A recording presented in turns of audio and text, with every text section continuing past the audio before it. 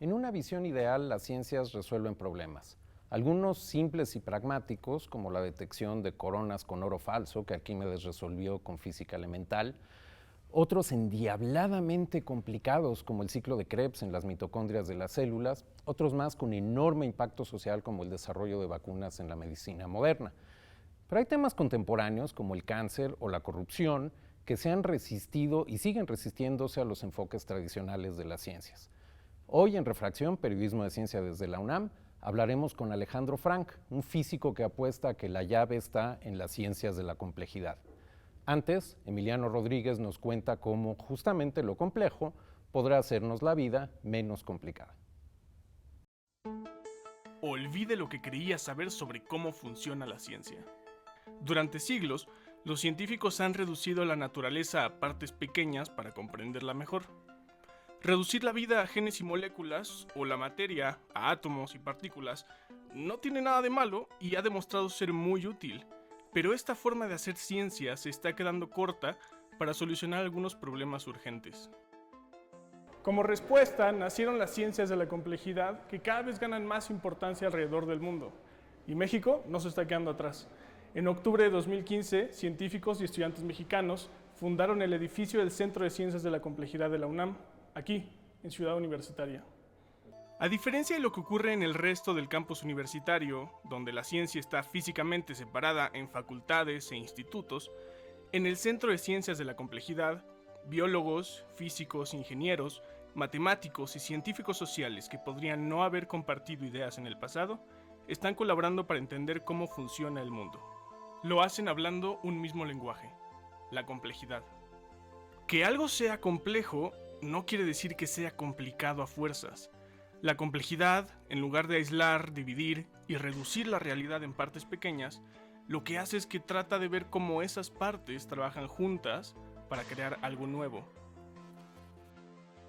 Aunque los científicos todavía tienen problemas para definir exactamente qué es la complejidad, eso no quiere decir que no sepan cómo identificarla. En un sistema complejo, todos los componentes interactúan entre sí y de esa interacción nacen propiedades nuevas que antes no podíamos ver. Es el caso de un rompecabezas. Si vemos las piezas sueltas, no nos dan mucha idea de cuál es la imagen completa, que solo emerge cuando vemos la interacción entre todas ellas. Con el cerebro pasa algo similar. No vamos a poder entender la profundidad de la mente humana si estudiamos una sola neurona aislada. La conciencia, la memoria, la imaginación son todas propiedades que emergen a partir de la interacción de millones de neuronas. Vemos sistemas complejos en las parvadas en el aire, con coreografías que se forman a partir de la interacción de todas las aves. O en la economía, donde el pánico en las bolsas de valores emerge de las decisiones financieras, no siempre racionales, de distintas personas. Los vemos en el tráfico, consecuencia de la interacción entre conductores, peatones e infraestructura, o en muchas enfermedades, resultado de la interacción a escala microscópica entre moléculas, genes y ambiente. Un ejemplo, el cáncer de mama sigue provocando la muerte de una mujer mexicana cada 2 horas. Es un problema que urge resolver y ahora científicos del Instituto Nacional de Medicina Genómica están intentando estudiarlo como un sistema complejo para comprenderlo mejor. ¿Y podemos pensar en el cáncer de mama como un sistema complejo?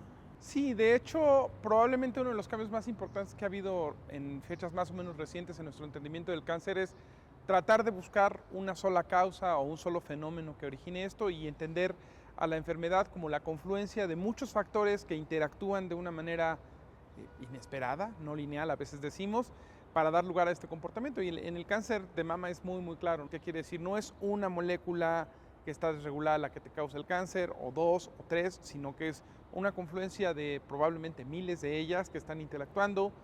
Y en ese sentido, el hecho de que el cáncer se presente es una propiedad emergente de la interacción entre ellas. De hecho, estudiar el cáncer de mama como un sistema complejo les ha permitido a Enrique Hernández Lemus y a sus colegas saber cuando alguna terapia no funciona como debería.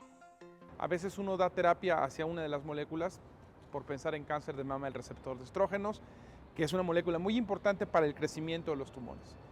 Y uno podría creer que dando terapia para esa molécula uno está arreglando el problema, pero en realidad el sistema complejo encuentra muchas maneras de sortear esa terapia por los caminos alternativos que se presentan por la interacción entre tantas moléculas.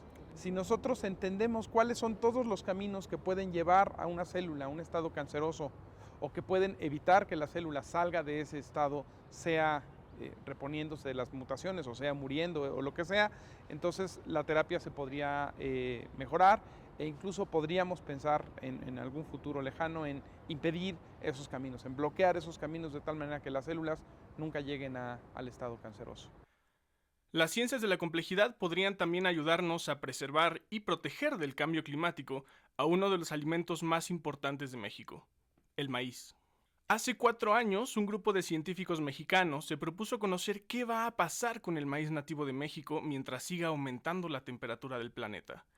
Echando mano de los sistemas complejos, combinaron datos de la distribución de variedades nativas de maíz, las condiciones ambientales y sociales en que crece cada una, y proyecciones del clima mexicano para predecir cómo le irá a este cultivo en los próximos 15 y 35 años. Y encontramos que hay unas variedades que van a resistir mucho más que otras, obviamente las que tienen una mayor amplitud en su distribución, una mayor diversidad, y que sin duda alguna esta diversidad de maíces nativos es imprescindible para contender con los riesgos que implica el cambio climático y para contrarrestar estos cambios y poder apuntalar la seguridad y la soberanía alimentaria de este país. Pero también encontraron que la gran mayoría de las 47 razas de maíz estudiadas perderán territorio. La cosa está de miedo, sí, pero el estudio sugiere que el maíz podrá sobrevivir si se siguen políticas públicas relativamente simples. Entonces pudimos incorporar variables culturales, socioeconómicas, ambientales y biológicas y preguntarnos si, por ejemplo, la diversidad de maíz mexicano depende de manera importante de las características o de la peculiaridad en un sitio particular de los grupos sociales y culturales que existen ahí, y encontramos que sí. Esto demuestra que no podemos centrarnos solamente en la parte genética o en la parte biológica o en la parte ambiental si queremos pensar en soberanía y en seguridad alimentaria.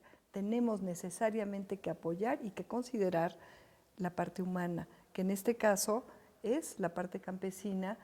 Nada está aislado. En un mundo como el que habitamos, más conectado que nunca, todo está vinculado por una red invisible de interacciones.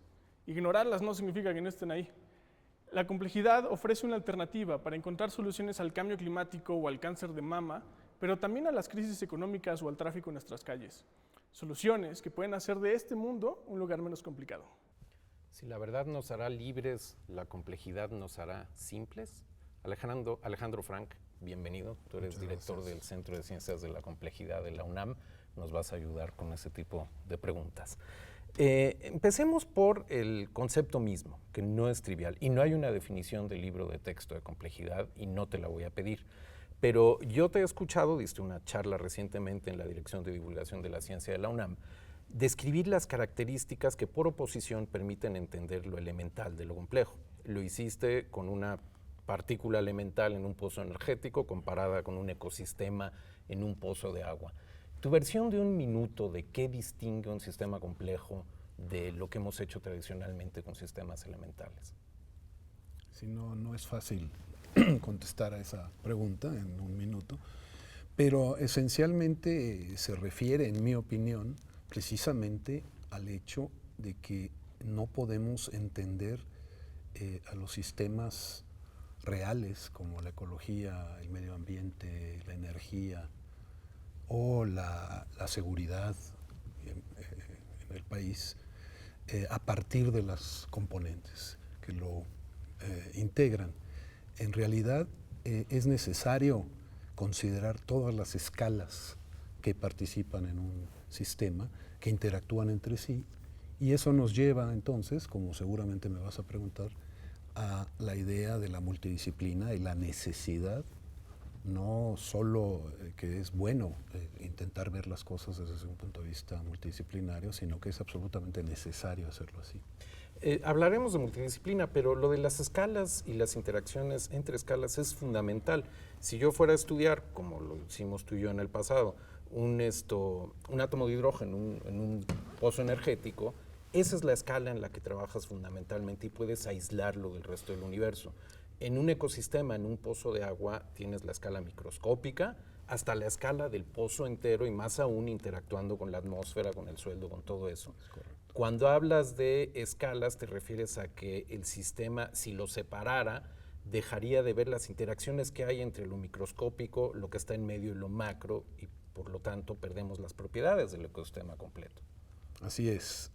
Si queremos entender cómo funciona este estanque en medio de la selva, no basta con estudiar el plancton o estudiar a los insectos o estudiar a los peces. Aislados unos de otros. Aislados unos de otros. Entonces, a diferencia de estos sistemas que mencionabas antes, los sistemas elementales, en donde podemos, en una cierta aproximación, que es muy buena, aislarlos del universo mismo y entender sus propiedades, en los sistemas complejos esto es imposible. Cualquier perturbación en cualquiera de, digamos, de los elementos del sistema se dispara, se multiplica, se amplifica hacia todo el sistema. Cuando hablamos, para dejar un poco, extrapolar, digamos, a otros lugares el ejemplo del estanque de agua, cuando hablamos, por ejemplo, de poner azoteas verdes en las ciudades, una de las cosas que se dice es que esos microecosistemas regulan el microclima, es decir, el clima en las vecindades del edificio mismo. Eso es algo que podríamos entender como una propiedad emergente del pequeño ecosistema, es decir, es aquello de que la suma, el todo es más que la suma de las partes. Si pongo junto la tierra, las plantas, el fertilizante, con la química que ellos hacen, la bioquímica que ellos hacen, tengo como resultado impacto en variables macroscópicas como humedad, temperatura. Esta es una de las partes clave. Con lo cual definimos características de los sistemas complejos. Pero lo que ustedes pretenden hacer en el Centro de Ciencias de la Complejidad es hacer ciencias de la complejidad, y subrayo, hacer ciencias. Por lo tanto, déjame repasar contigo, regresando a tus orígenes, la física, cómo se compara la forma tradicional de hacer ciencia con lo que nos proponen las ciencias de la complejidad. Y quiero hacerlo citando a un autor, Philip Bell, un escritor de ciencia, que alega que la física no es una disciplina, no es, dice él, lo que pasa en los departamentos de física. La física, en el sentido de Aristóteles, dice Bell, es una forma de derivar procesos a partir de principios fundamentales. Y los principios fundamentales, conservación de la energía, maximización de la entropía, etc. ¿Existe el equivalente de principios fundamentales en ciencias de la complejidad? No como tal y no aún. ¿Porque los hay pero aún no los identifican? ¿O porque no crees que los hay? Yo por supuesto que creo que los hay. Yo creo que la emergencia de fenómenos tiene una explicación evolutiva, por ejemplo, ¿no? Lo que pasa es que no se trata de principios tan fundamentales como la conservación de la energía o el aumento de la entropía. La autoorganización, o sea, la emergencia de fenómenos nuevos, no ha sido explicada todavía por la ciencia. Ciertamente la física vista como la ve este autor puede contribuir muchísimo a desentrañar estas leyes. De hecho, en el C3 se estudia... El C3 es el Centro de Ciencias de la Complejidad. Perdone, sí, no, está bien. El Centro de Ciencias de la Complejidad. Se estudia estos fenómenos desde un punto de vista bastante elemental en este momento, que sería estudiar qué señales podemos percibir de un sistema complejo y cómo este sistema complejo nos anuncia que está a punto de sufrir un cambio. Y eso es muy importante, es una componente de lo que queremos averiguar de los sistemas complejos. Déjame retomar la idea de que un sistema te anuncia que va a sufrir un cambio. Un ejemplo absolutamente trivial, pero que viene muy bien, es el paso, digamos, de cierto material del estado líquido al estado sólido. Es lo que los físicos conocemos como un cambio de fase. No suelen venir de sorpresa, suelen ser predecibles. En realidad, la pregunta sobre los principios fundamentales tenía sentido porque en física tenemos la suerte de que son matematizables. Las leyes de Newton son ecuaciones diferenciales, las leyes de conservación, etc. Y por lo tanto le dan un alto grado de predictibilidad. Las ciencias exactas pueden predecir a partir de las ecuaciones. Los sistemas complejos, que también sufren estos cambios posiblemente análogos a los cambios de fase, ¿tienen ya el cuerpo matemático que necesitan? ¿Hacen faltas matemáticas nuevas para la complejidad? Yo creo que sí. Siempre hace falta matemáticas nuevas para fenómenos nuevos. Pero en tu descripción de los cambios de fase, es decir, de las distintas maneras en que el agua, por ejemplo, puede encontrarse como líquido, como sólido, como gas, ya hay ahí, en ese sistema, cambios y momentos que llamamos puntos críticos, que se asemejan mucho a los problemas de cambios o de alertas tempranas en otros sistemas. Quisiera mencionar, por ejemplo, el caso del corazón humano. El corazón humano palpita con un cierto ritmo, pero fluctúa alrededor de este ritmo. Hemos podido encontrar, en parte estos descubrimientos se han hecho en México, que estas fluctuaciones siguen ciertas simetrías, siguen ciertos patrones cuando el corazón es sano.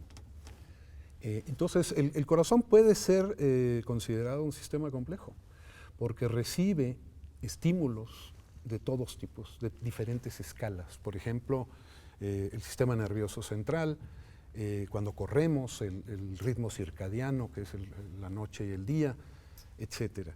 Y el corazón de alguna manera logra que todas estas escalas estén armoniosamente presentes. Eso se refleja en las señales que emite el corazón y estamos usando ese patrón, ese parámetro para estudiar, en efecto, los cambios que sufren los corazones cuando están, tienen problemas de obstrucción, por ejemplo, que es una de las causas principales de los ataques cardíacos. Y entonces podemos entender partes del sistema complejo, cómo se comportan, y podemos entonces crear, cuando nos salimos de esa armonía, avisos tempranos, alarmas, alertas tempranas que los médicos pueden utilizar. Hablas del corazón como un sistema complejo, pero de hecho un proyecto en el que has participado tú con Bruno Estañol y otros investigadores ve un corazón potencialmente sano, que por sí mismo es un sistema complejo, complejizado por la presencia de diabetes. O sea, tenemos un corazón sano en un cuerpo con diabetes. Entonces ustedes han hecho un estudio con un artículo publicado muy recientemente en el que, y no tendré tiempo de entrar en los detalles del estudio, pero básicamente aplican ustedes series de tiempo al análisis de las señales estas de las que hablas del corazón. Ustedes saben que la diabetes afecta la presión sanguínea del corazón, disminuye la capacidad de variar del ritmo cardíaco, que es una cosa que un corazón sano necesita poder hacer. Todo esto más o menos ya se sabía. Pero ustedes decidieron investigar estas señales de la presión sistólica y del ritmo cardíaco con series de tiempo, que si entiendo bien es un instrumento de otras partes de la ciencia, tal vez de la ciencia computacional, y utilizando parámetros estadísticos diferentes, ustedes obtienen análisis gráficos distintos de los que se usan normalmente en cardiología. Sus conclusiones, y voy a citar esta parte del estudio que publicaron, es que estas nuevas gráficas ayudan a distinguir salud de enfermedad diabética usando una prueba de respiración de aplicación simple. Los datos sugieren, dicen ustedes, que la modulación autonómica del corazón es afectada por la diabetes duradera. ¿Este es el nivel de predicción que queremos esperar de las ciencias de la complejidad? Sí. Yo creo que no podemos aspirar a mucho más. Sabemos... ¿Nunca o solo ahora? Es muy difícil hacer una predicción al respecto sobre las predicciones, sobre todo hacia el futuro, como decía Bohr. Pero lo que te quiero decir es que en realidad creemos que la salud de los sistemas complejos, la salud, el equilibrio saludable de un sistema complejo, yace, como se ha dicho ya antes, entre este orden que tú describías muy bien hace un momento, este orden que puede ser las ecuaciones diferenciales, etcétera, Newton y más allá, y el caos. Y hemos descubierto que el caos es impredecible. ¿Utilizas caos como equivalente de desorden?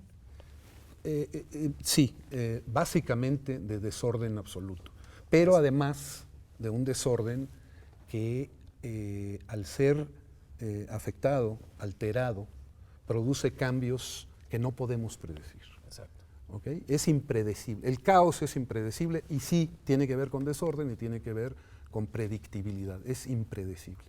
Entonces, la vida, los sistemas complejos vivos, es, digamos, es una de las teorías que está siendo investigada ahora en el C3 y en otros lugares del mundo, yace precisamente en medio. Y ese en medio se puede distinguir mediante las señales que el sistema vivo emite, el sistema ecológico o los sistemas, las células, etc. En ese terrenazo intermedio que hay entre el orden perfecto y el desorden total, correríamos el riesgo de tratar a todos los sistemas complejos como si fueran iguales. Y claramente no lo son. Hay grados de complejidad. Una persona con formación física reduccionista, por lo tanto, como tú, tendería a decir, bueno, empecemos por estudiar los sistemas poquito complejos para entenderlos bien y vamos progresando en grados superiores de complejidad. Sí, efectivamente. ¿Y eso no va a tomar una eternidad antes de entender lo más elemental sobre las ciencias de la complejidad? No lo sabemos, pero ciertamente el estudiar sistemas que tienen, por ejemplo, transiciones de fase, que cambian de un estado a otro, como el corazón puede cambiar de un estado a otro. Como se sugiere, perdón que te interrumpa, como se sugiere que el ecosistema atmósfera, tierra, mares, océanos, podría hacer si seguimos forzándolo con gases de efecto invernadero, que Correcto. puede sufrir un cambio de estado a un Correcto. estado irreversible. Sin embargo, es posible estudiar parte de las características que tienen estos sistemas complejos en sistemas un poco menos complejos, como dices tú, y entender cuáles son las ideas fundamentales que están ahí. De otra manera, al estudiar un sistema como la Tierra, la biosfera, el Sol, etcétera, el clima, es un tema demasiado amplio y demasiado complejo para poder extraer de ahí principios fundamentales. Creo que hemos marchado, tal vez el Centro de Ciencias de la Complejidad, hasta cierto punto es pionero en México, de intentar hacer este trabajo a partir de las ciencias exactas. Ir de lo más simple, de lo más elemental que son las ciencias exactas, hacia lo más complejo. Se ha intentado antes, partiendo de las ciencias sociales, y ha sido muy difícil incorporar o extraer principios básicos que puedan describir este sistema o hacerlo útil de alguna manera.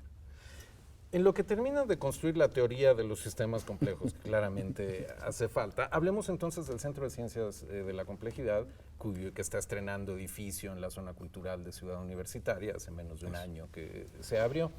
Y hablemos de no solo cómo hacen ciencia allí, sino qué ciencias hacen en el Centro de Ciencias de la Complejidad. Tú has dicho que te gustaría que el C3, el centro, fuera como un sistema complejo en el sentido de que los sistemas complejos tienen cierto grado de autoorganización, y que tú quisieras que se autoorganizara. La agenda de temas de investigación, ¿cómo se va a autodeterminar o cómo se ha determinado ya? Sí, es una excelente pregunta. No desde arriba. Hemos intentado en la universidad determinar o establecer desde arriba, es decir, a ver, vamos a estudiar tal problema, traigamos a expertos, pongámoslos juntos a trabajar en ello.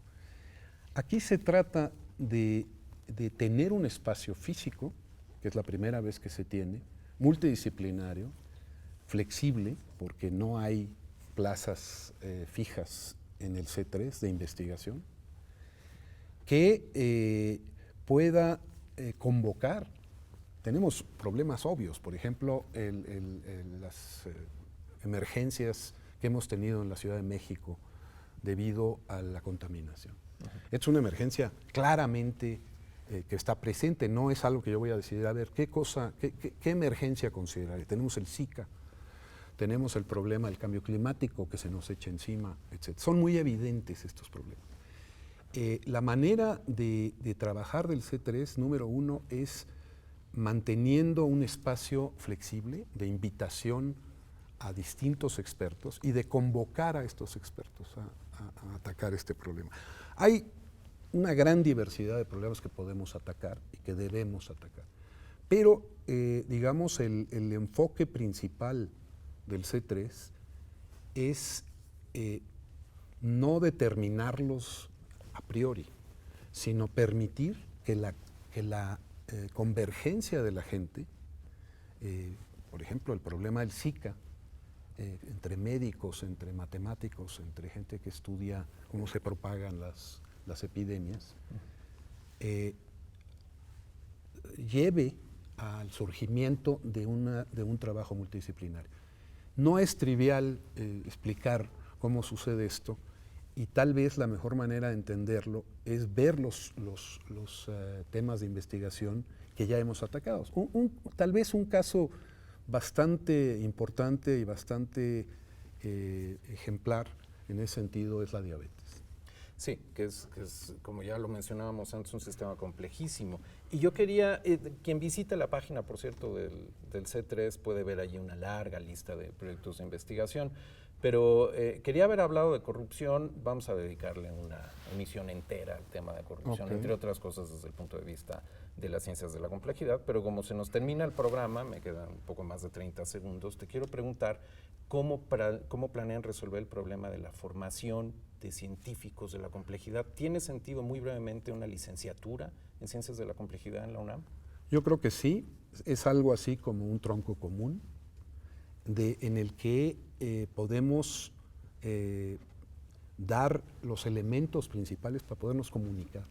Después, por supuesto, cada quien tendrá que ir hacia una especialización. Eso no se rompe, ese esquema. Como ocurre con las licenciaturas tradicionales. Claro, y tiene que, entonces,